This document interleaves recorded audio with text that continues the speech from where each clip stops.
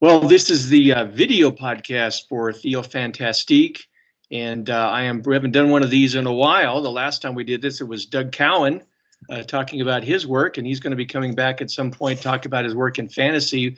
But today I'm privileged to have Steve Wiggins. I've been reading his blog for a while, and recently I'll hold this up, his great book, Holy Horror, the Bible and Fear in Movies. And Steve is a like-minded soul in terms of passions and academic pursuits and all of that. So, Steve, welcome to the podcast. Well, thank you, John. Thanks for inviting me.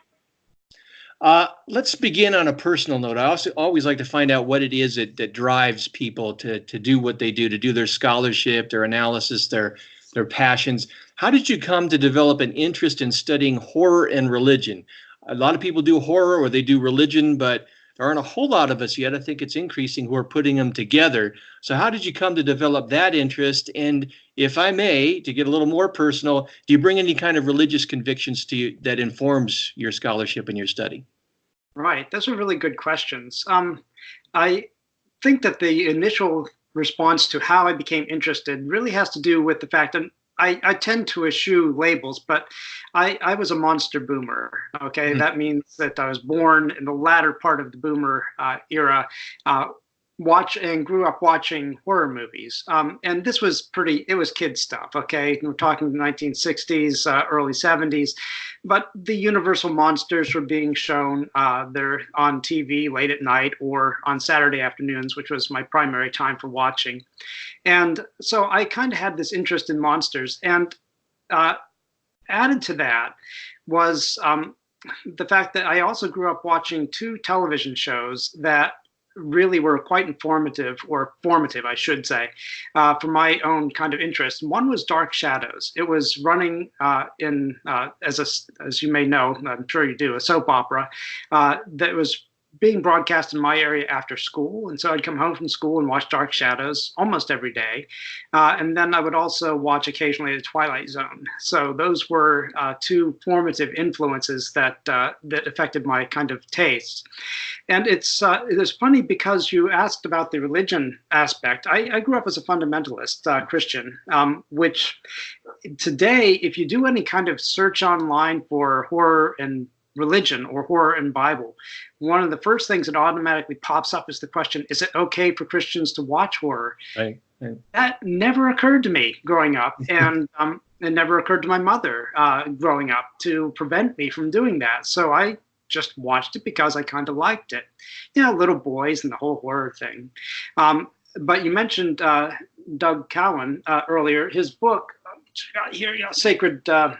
Yes. Mm-hmm. Was what got me started on this in a kind of professional way, because for the first time I realized, hey, you can get away with talking about this as an academic. And I was post-academic at that point. I had moved into working in the publishing field rather than teaching.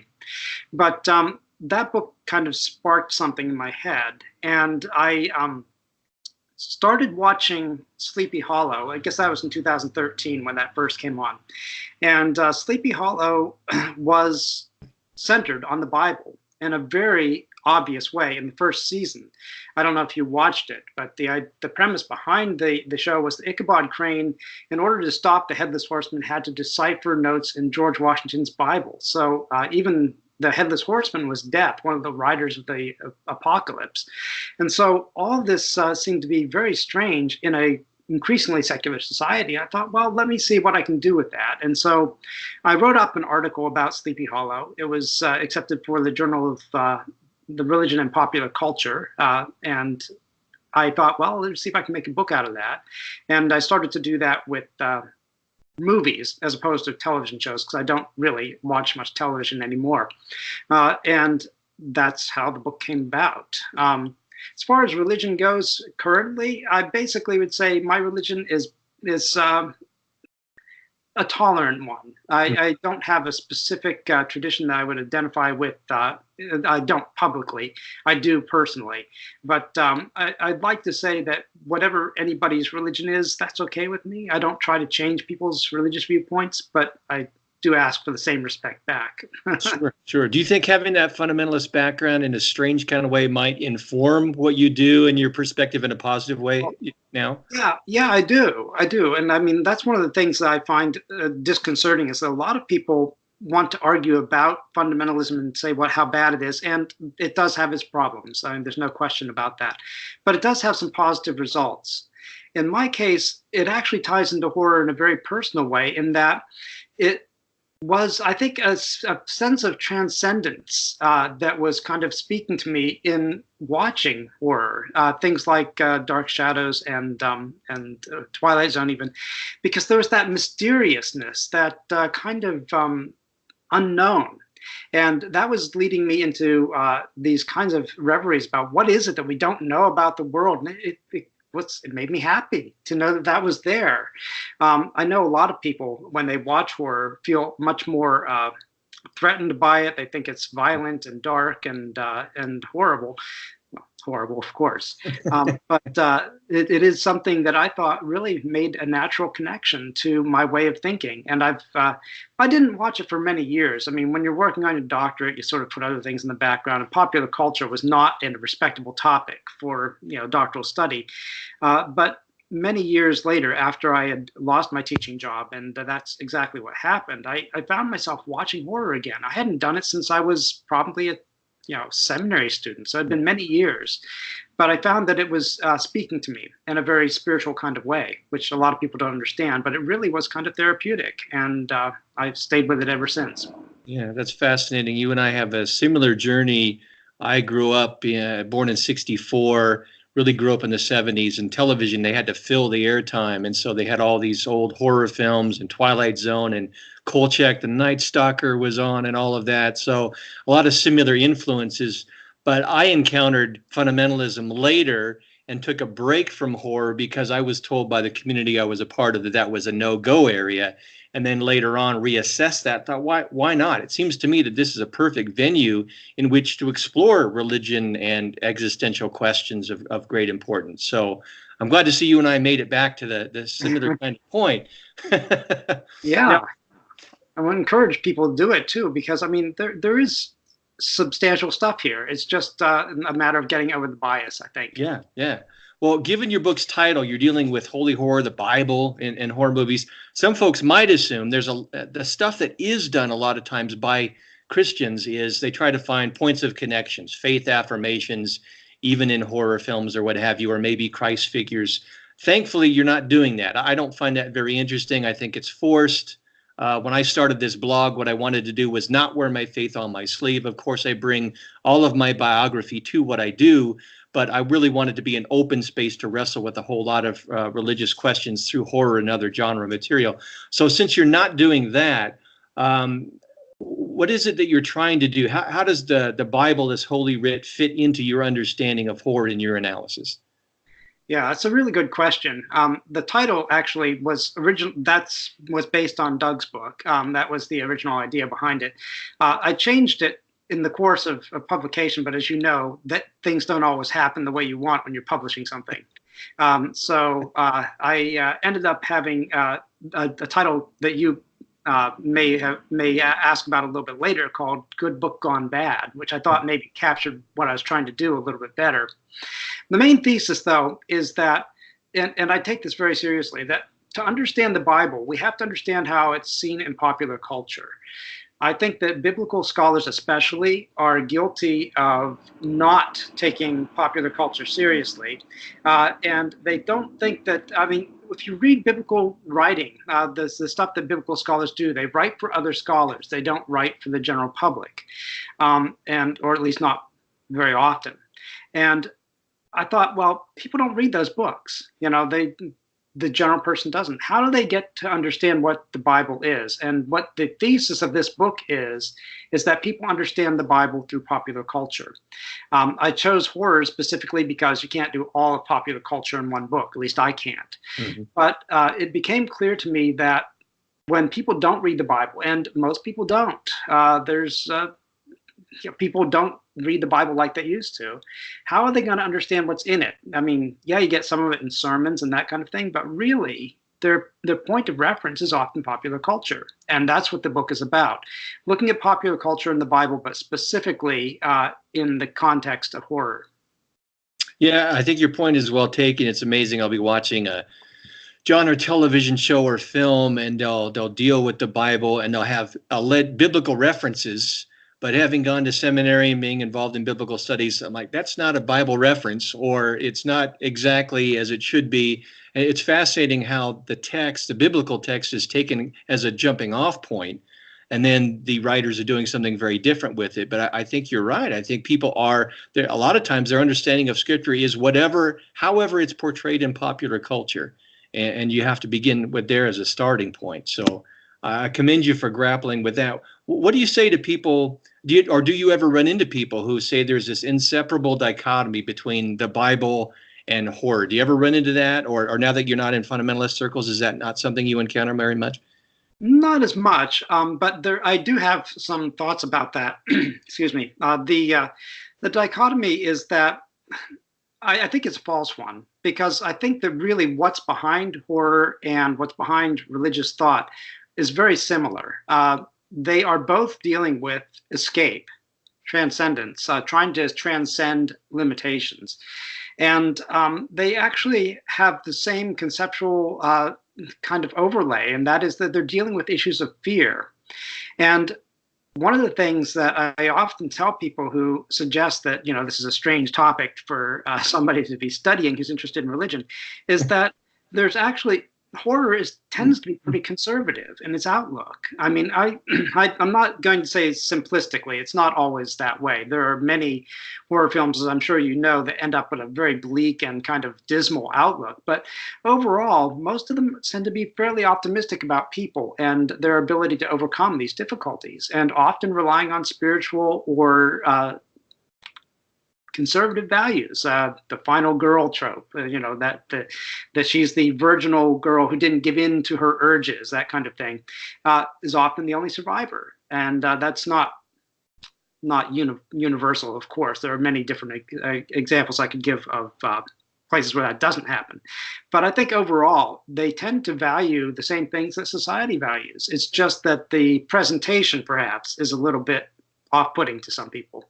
Yeah, that is an interesting question. I don't know if you've seen there was a couple of documentaries that were very similar in their approach on horror. One was Nightmares in Red, White, and Blue, I think was the name of it. And what was interesting to me was that looked at horror in connection with changes in American culture. And a lot of the directors in the late 60s and 70s and so on were coming from a very liberal cultural kind of place. And so their critique of American culture came from that liberal place. So it's interesting how horror, I think I would say horror can be come ideologically from whatever perspective one wants to use it for the analysis and critique one is doing. So I think it does have conservative as well as liberal elements to it. So it's fascinating to see how malleable it is. Now, you discuss a number of films in your book. We can't, obviously, in the space of a discussion, cover all of them, but what are some of them that stand out for you, and why did you choose them, and why do you see them as being significant for trying to tell this story about the Bible in horror? Okay, yeah, let me start with the question of how I chose them, because it is actually, in all honesty, one of the driving features behind the book was, is there going to be enough material? When I started to think about this, I began with the series, television series Sleepy Hollow, and that was a chapter in the book. It's no longer there. My editor said, it's a lot harder dealing with television than movies because of rights and issues like that. So why don't you just take that chapter out, which I did. So what I was trying to do was see, is there enough material to write an entire book on this, or is this something that should just be left at article level? And the more I watched, or the more I recalled movies I had seen, I thought the Bible was actually very, very present in horror. And as a matter of fact, when I finished the book, I started to realize other movies I had seen in the past had the Bible in them too, and I'd completely forgotten about it. So in that sense, this is not a scientific survey. It's not a comprehensive treatment, but the movies I chose were ones that I thought emphasize various aspects of how people understand the Bible, since that's really kind of the main thesis, Hmm. in various ways. And it's kind of uneven. It's a work in progress in some respects. I think, as you know, as somebody who works on books yourself, Sure. that you never really quite finish. So some of my favorites, well, obviously, I had the Sleepy Hollow chapter in there. The movie Sleepy Hollow, Tim Burton's, I believe it's 1999 movie. Uh, Always had a special place in my sort of heart of hearts because it really captures a great mood. It's not too gory. I don't really go in for gore and splatter and all of that. But it has a very interesting message. And also, I think from my own personal viewpoint, I have a connection with Sleepy Hollow that I can't explain. Growing up, it just really, I think I saw the Disney version, with Okay. Okay. Yeah. that was done in the 40s, Hmm. whenever. But it stayed with me, and that story just haunted me. I grew up in Pennsylvania, not too far from New York, but um, it was not a personal location thing. It was just something about that story just spoke to me, and I love Tim Burton's movie. I think it's really good, and also the way that it shows the Bible is exceptional. In that it the first scene where the Bible appears, he just thumps down on a table, a big cloud of dust flies up. But the Bible's used to solve the mystery for the movie. I mean, if without the Bible, Ichabod Crane would not have figured it out. So I think that's particularly one that's noteworthy to me. Um, Another is Wicker Man, which has a very, very brief view of the Bible in it, but primarily because Wicker Man is a kind of a warning against or a warning about religion being taken too seriously, I think. And it's done on both sides. Sergeant Howie takes his religion so seriously that a naked woman is dancing in the room next to him, inviting him to come over, and he won't go, so because of his own religious beliefs. But also on the part of the Islanders, I assume that your readers and viewers will know of the movie. They have their religion that they take very seriously. Although, even as Christopher Lee reveals, it's a made-up religion, and they know that, but they take it very seriously. So that dynamic, I think, is fascinating. And the third one, I'll just stop with this one as far as favorites go, is The Exorcist. I did not watch The Exorcist as a child. We grew up about the same time. I'm just a couple years older than you are. I was terrified to watch The Exorcist. I didn't see it until probably about 7 or 8 years ago. I just was not brave enough to watch it because the idea is terrifying to me. And currently, I'm working on a book about possession movies or exorcism in movies, which makes me face that straight on. But also, when I watched The Exorcist, I was amazed at how well done it is. It's a very well done movie, and it grapples with all these questions of good and evil, right and wrong, light and dark. All of these are very much part of the world that's being explored in The Exorcist, and it was done extremely well. Mm. Well, it sounds like we've got some films that we enjoy in common, so it's good to hear those little gems out of everything you covered. And there's much more that folks need to pick up a copy of the book to see your analysis. One chapter that stood out for me was chapter 3, The Good Book Gone Bad. I love that title. It discusses how the Bible has been and continues to be used for evil purposes. This has been the case not only historically, it's going on in the present time, unfortunately, and playing out many times in politics. What's a good example of this in your discussion? And if you want, do you see this playing out in our contemporary situation? Okay, yeah. Actually, there's two elements to that I'd like to discuss briefly. One is that the Bible as a good book gone bad means two things in the book. One is that the Bible is used to abuse people or is used abusively. And the other is that the Bible is abused itself. So as a physical object or an iconic object, it is abused. The best example of the previous one or the former one is I think Carrie. In both versions, the original De Palma version, but there's also in the more recent reboot or remake.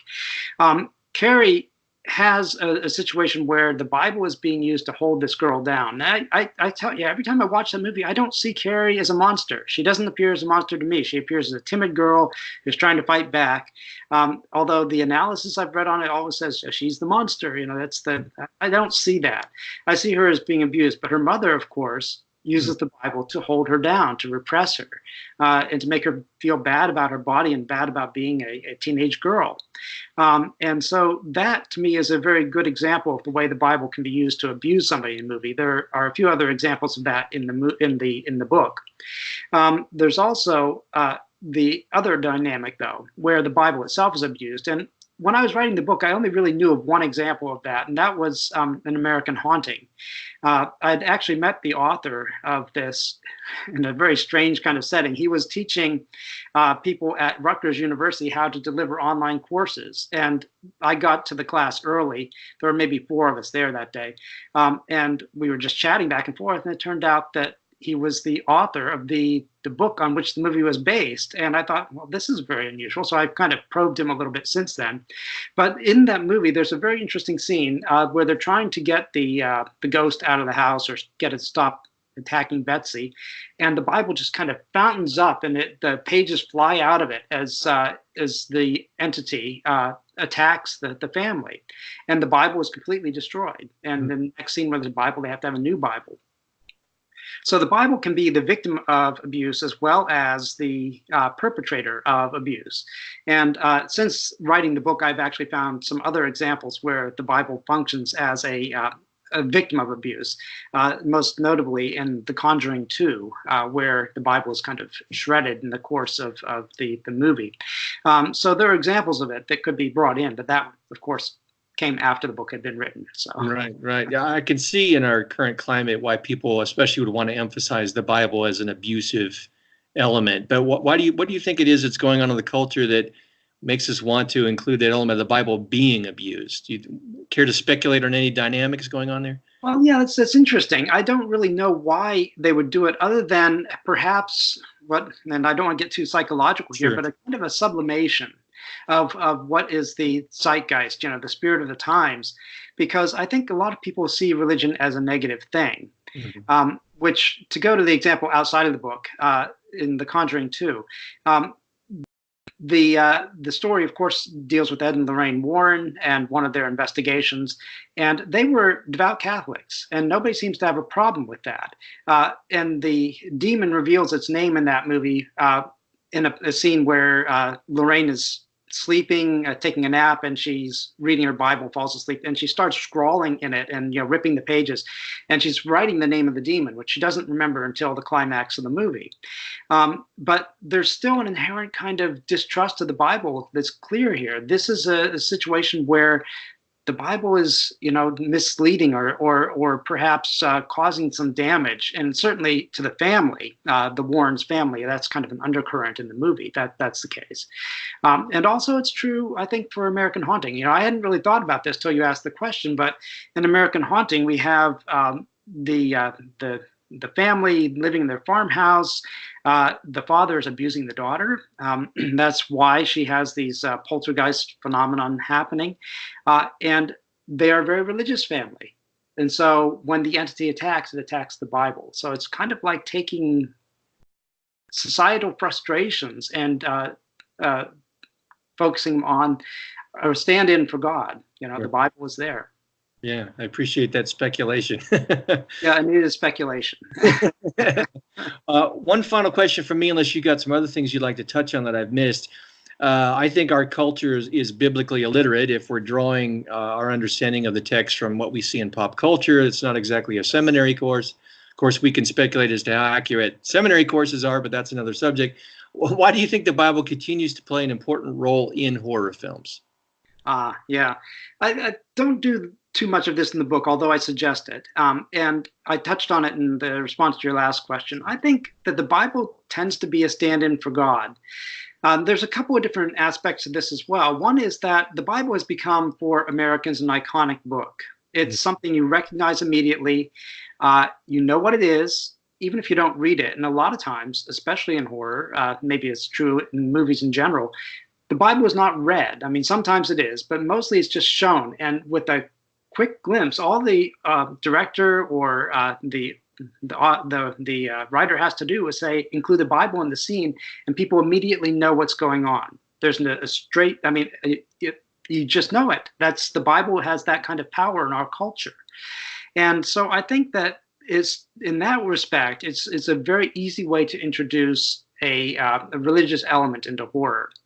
The other element, though, that I would focus on is that it actually is a stand-in for God often, because you can't show God. I mean, how hokey would that be? You know, you're reaching the climax of a horror film, and then the guy in a flowing white robe with a white beard shows up, you know, and that it just doesn't work. But you can show the Bible, and you can show it, and it's serious, it's leather bound, it's heavy, it's, you know, weighty, and here you have a stand-in for God in horror that's very easily used and touches on those elements of horror that are going to be I think really effective, because most horror that really seems to work, at least for me, has a religious element to it. A lot of horror that doesn't have religion or any kind of religious undertones or excuse me, overtones simply doesn't scare as much. I go back to the examples that I gave earlier with the Sleepy Hollow, the Wicker Man, and Exorcist. They all have a very strong religious element, quite apart from the Bible. Mm. I think you may be onto something. I think it may be the seeds of a new book there. Hokey depictions of God in horror also include hokey depictions of the devil. I don't know. I remember seeing a movie in the theaters in the 1970s, The Evil, and the haunted house film at the end for some. This movie's been out since the 70s, so I'm going to go ahead and give some spoilers here. In the end, they find Satan in the basement, and it's played by Victor Buono, the heavy-set actor with the beard. It was kind of he had little bitty horns, and a hokey depiction of God and the devil. Sounds like maybe we'll co-author that one the next time. Who knows? Anything else you want to touch bases on, Steve? No, it's just really great to. I don't have anything specific. It's just really wonderful to have a chance to talk about this book. I mean, on a personal note, I've been trying to promote it locally and have had no interest whatsoever. I've contacted bookstores and libraries, and you know, offering to do free presentations, and people just think it's kind of weird. So I appreciate the opportunity to have a chance to talk about it in a place where people will see it who don't normally come to my blog on the web. So thank you. What is the name of your blog, Steve? Why don't you go ahead and mention that? Well, the title is officially Sects, S-E-C-T-S, and Violence in the Ancient World.